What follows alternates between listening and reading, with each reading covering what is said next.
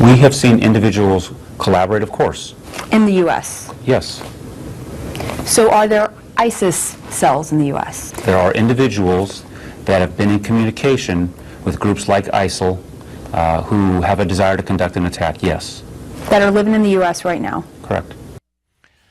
All right, there is not one news organization, save for those controlled by certain state media who couldn't tell the truth for fear their tongues would snap off and there would be no virgins at the end of the heavenly road, who doesn't call ISIS a band of terrorists. Granted. But perhaps we need to stop giving them that much credit. Start calling them what they truly are. Nothing but a band of thugs and mafia-style wannabes.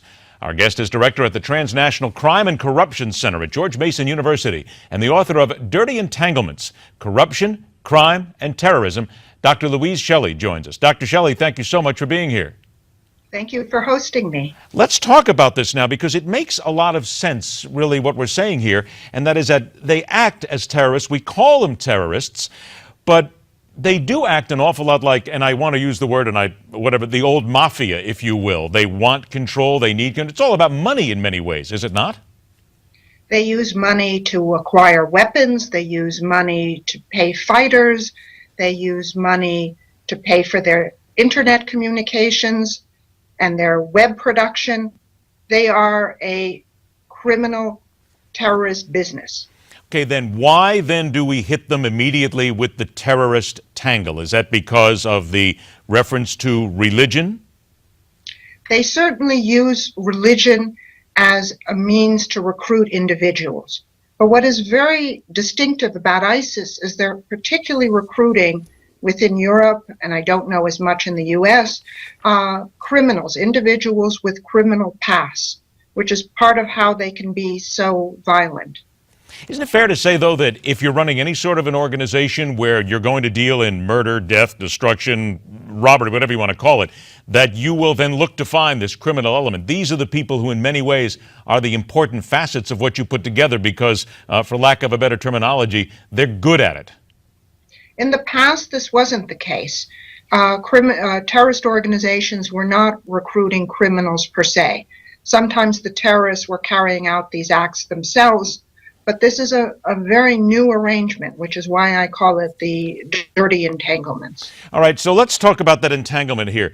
Let's try to separate it, because as I noted, everybody calls them terrorists right away. What are the one or two things, and we mentioned the money here, but what is it that speaks to you that is not in line with what you would consider textbook terrorism here that might drop them over into a different category?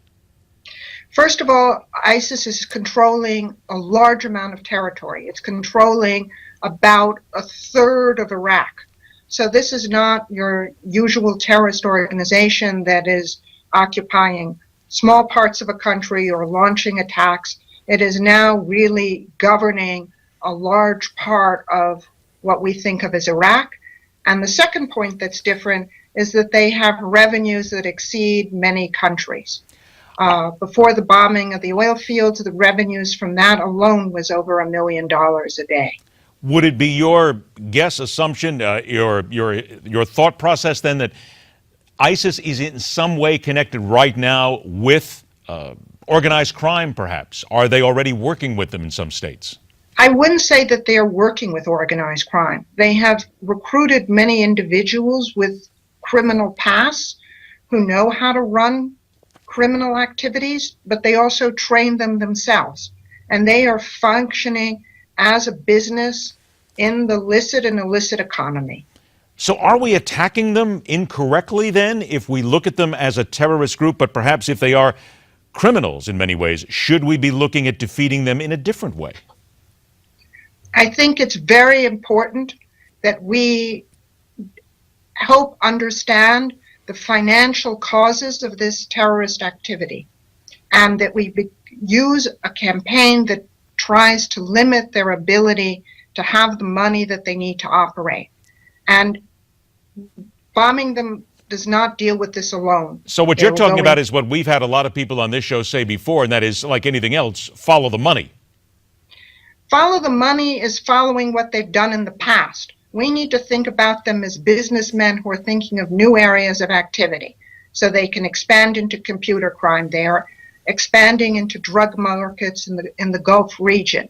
So we can't just follow where they've been. We need to be thinking about where they're going and how they function as business people. Would you then believe that, and you heard the soundbite that we played just here at the beginning of the segment, talking about sleeper cells. Now, Homeland Security Secretary Jay Johnson says there are sleeper cells here in the United States. That interview said there are sleeper cells.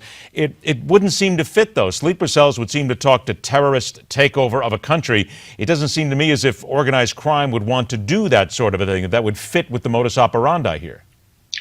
You're thinking about traditional organized crime, and what we're looking at today is a very different type of organized crime that we have internationally, that thinks globally, and that works on a transnational scale. So ISIS may behave like a mafia in its territory in Iraq, where it extorts money and engages in racketeering, but it also functions as a global organization, as do many transnational crime groups.